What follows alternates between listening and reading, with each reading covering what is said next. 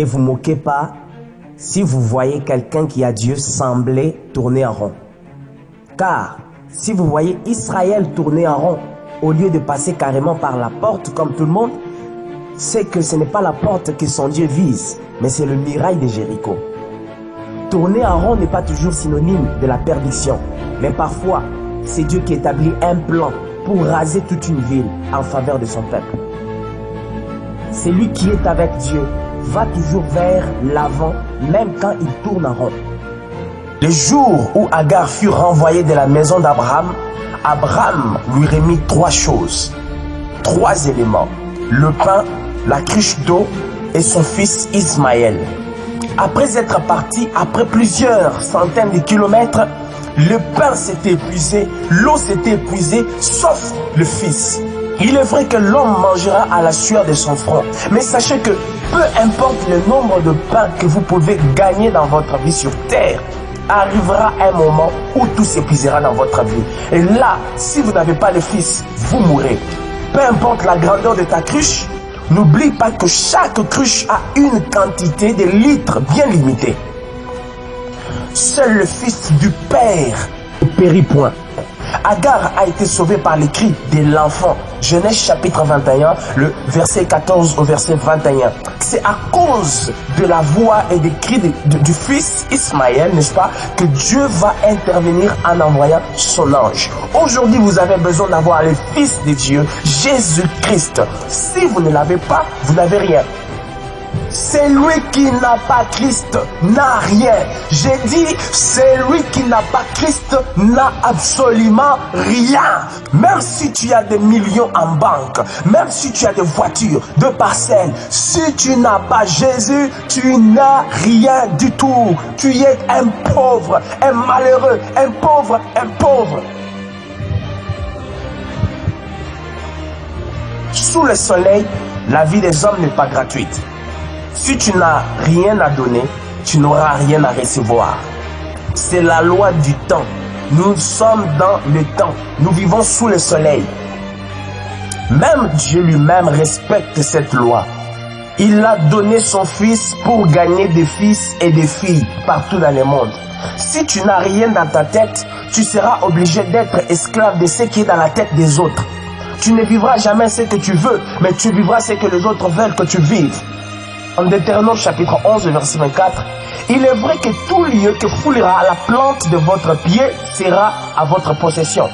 Il est important de commencer par fouler son pied. La crainte de l'échec tue l'enthousiasme et neutralise l'onction de plusieurs. Dans la marche, le plus difficile a été toujours de commencer. Avant la possession, il y a toujours l'exécution. Si tu n'exécutes pas ce que Dieu t'a dit, tu ne pourrais pas posséder ce que le Seigneur t'a donné.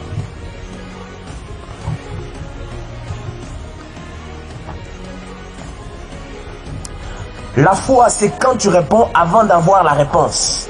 Cette détermination humainement illogique, mais qui reste logique pour toi et Dieu et les anges. La foi se consomme seule, mais ses effets se consomment avec les témoins.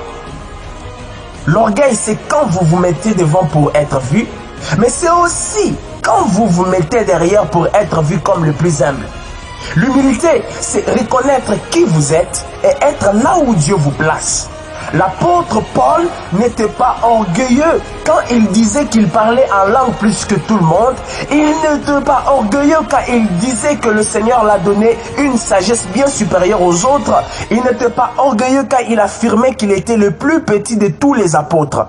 Il savait se placer à sa place et reconnaître sans complexe ce qu'il était. Si Dieu vous bénit, vivez pleinement votre bénédiction.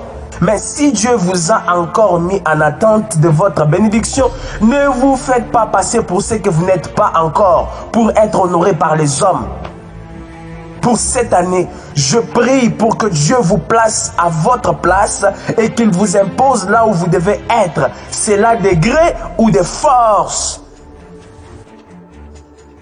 Si vous croisez un diamant à la surface, il y a beaucoup de chances qu'il y en ait plusieurs en bas. Creusez. Ne pensez pas que demain, vous aurez la même chance. Si vous avez vécu un miracle sans la prière, ne pensez pas que ça sera le cas demain. Commencez à prier. Rendez grâce au Seigneur et priez donc pour en avoir plusieurs. Dieu se manifeste un peu et tu penses que c'est tout. La révélation de Dieu a des niveaux. Plus tu avances vers lui, plus tu le vois grand et tu le vis grand. Le seul moyen de voir et vivre la grandeur de Dieu et sa puissance, c'est de s'approcher plus encore de lui. Ne dites jamais que vous avez déjà beaucoup prié, car ce que vous appelez beaucoup prier, autre part, ce n'est que le chauffement avant de débuter la prière. Plus tu élargis ta soif, plus l'eau coule. C'est le principe spirituel. Les nids portent l'oiseau, mais c'est l'oiseau qui fait les nids. Ce que vous faites, faites-le sérieusement avec soin, car tôt ou tard, nous finissons tous par vivre dans nos œuvres d'aujourd'hui. Vos choix et décisions actuelles constituent votre demeure de demain. Si vous arrêtez maintenant, votre demeure de demain sera inachevée. Le premier meurtre de l'histoire a été commis non par un ennemi, non par un voisin, non par un étranger. Le premier meurtre a été commis par un frère. Caïn tua son frère Abel. Même si tout le monde venait à t'acclamer, il y aura toujours quelqu'un qui ne t'acceptera jamais. Ainsi va le monde. Il n'y a aucune guerre sans raison, il n'y a aucun combat sans raison. On te combat parce que tu as ce qu'ils n'ont pas. L'enfant Jésus qui venait de naître n'avait rien fait et pourtant Hérode donna l'ordre de tuer tous les bébés afin de les tuer parmi, vu qu'il ne savait pas où se trouvait exactement l'enfant. Caïn tua son frère Abel, juste parce que Dieu avait accepté l'offrande de son frère et pas les siens. Ce n'est pas la faute d'Abel, c'est juste qu'Abel savait comment offrir. Vous êtes différents, vous êtes différentes, vous savez mieux faire, vous êtes plus intelligent, vous êtes plus intelligente, vous avez plus d'onction, vous avez plus de succès. Attendez-vous à voir des ennemis. Ne soyez pas surpris. Votre qualité provoque les ennemis. Pour vaincre tes ennemis, il faudrait commencer par les vaincre dans le spirituel. Et le physique vient après. Dans l'évangile, selon Luc, le chapitre 21, le verset 14 au verset 16, Jésus, il dit quelque chose. C'est un secret et une arme efficace. Il dit, lorsque vous êtes face à vos ennemis qui vous jugent, ne préméditez pas ce que vous devez dire ou faire. Qu'est-ce qu'il veut dire par là? Éteignez votre intelligence, votre force, votre désir de vengeance, car cela ne vous aidera en rien. Le seul moyen qui n'échoue jamais, c'est utiliser les armes de Dieu. Jésus dit dans ce verset qu'il vous donnera une bouche spéciale à l'instant. Oh, je vais te dire qu'il existe une bouche spéciale réservée uniquement à ceux qui savent se taire. Exode chapitre 14 dit, gardez silence, c'est alors que l'Éternel combattra pour vous. Quand vous ne dites rien, vous laissez Dieu prendre les devants et c'est lui qui va dire des choses à votre place. Vous combattrez avec inspiration et révélation. Il y a des choses qu'on ne peut voir que quand on a les yeux fermés. Il y a des choses qu'on ne peut tenir que quand on lâche tout. Il y a des vases qui ne peuvent être remplis que lorsqu'elles sont vidées. Il y a des victoires qui s'octroient que lorsqu'on perd. Parfois, Dieu ne peut faire pour vous parce que vous ne pouvez pas les supporter. Les couteaux est important et indispensable dans chaque maison. Et pourtant, on les cache. On les cache. Pourquoi? À cause des enfants. Il y a des choses que Dieu vous cache tout simplement parce que vous êtes encore un enfant dans votre tête. Que Dieu vous brise, que Dieu vous façonne et qu'il élargisse vos limites pour vous rendre prêts. Voici la prière que je fais pour vous. On a beaucoup parlé du courage et de la foi d'Abraham. Mais sous cet acte qu'Abraham avait commis, se cache un petit garçon qu'on ligote et qu'on place sur l'autel sans anesthésie. Le sacrifice d'Abraham, c'était son fils Isaac. Mais celui d'Isaac, c'était Isaac lui-même. Il est conscient des intentions de son père, mais il ne résiste pas. Parfois, Dieu vous mène dans des situations compliquées sans vous donner des explications. Vous avez l'impression que votre vie est liée. Regardez-la, faites confiance à votre Père Céleste.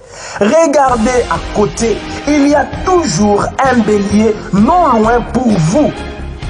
La bonne nouvelle est qu'il y a toujours un bélier non loin pour toute forme d'Isaac. Lorsqu'il entrera en scène, toutes les générations parleront de votre histoire. Le silence de Dieu sur un péché continuel est plus dangereux que sa punition immédiate. La manifestation de l'onction sur vous n'est pas la preuve tangible de la présence de Dieu sur vous. Souviens-toi toujours que l'onction a été un jour sur l'âne de Balaam et il parla couramment la langue des humains, sans être passé à l'école, sans avoir appris le jargon humain. Malgré cela, cet âne n'est jamais devenu humain. Quand il y a le feu, même l'eau sale devient utile. Une fois le feu éteint, personne n'apporte cette eau sale dans sa maison, car elle reste une eau sale. Ne soyez pas l'eau sale qui sert seulement en cas de besoin.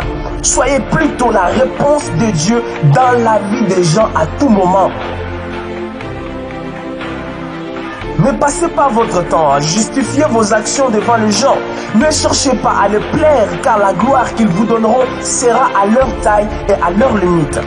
Mais si vous cherchez à plaire Dieu, à Jésus-Christ, vous signez dans la cour des grands, là où la gloire n'a pas de limite ni de temps mort. Vivre pour Dieu fera de vous un soleil pour beaucoup qui sont dans les ténèbres.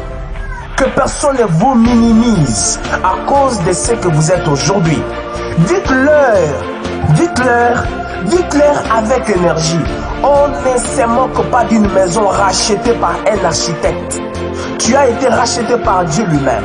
Ta valeur est estimée à la hauteur du sang du Fils de Dieu. Frère, sœur, vous êtes la seule personne qui puisse mieux faire pour vous-même. Personne ne vous prêtera sa bouche pour manger. Personne ne vous prêtera ses yeux pour voir ou dormir. Personne ne vous prêtera sa santé. Personne ne vous prêtera ce qu'il est. Si vous ne travaillez pas l'homme que vous êtes, si vous ne travaillez pas la femme que vous êtes dans la parole de Dieu, dans le Seigneur, aujourd'hui, tu n'auras aucune valeur demain.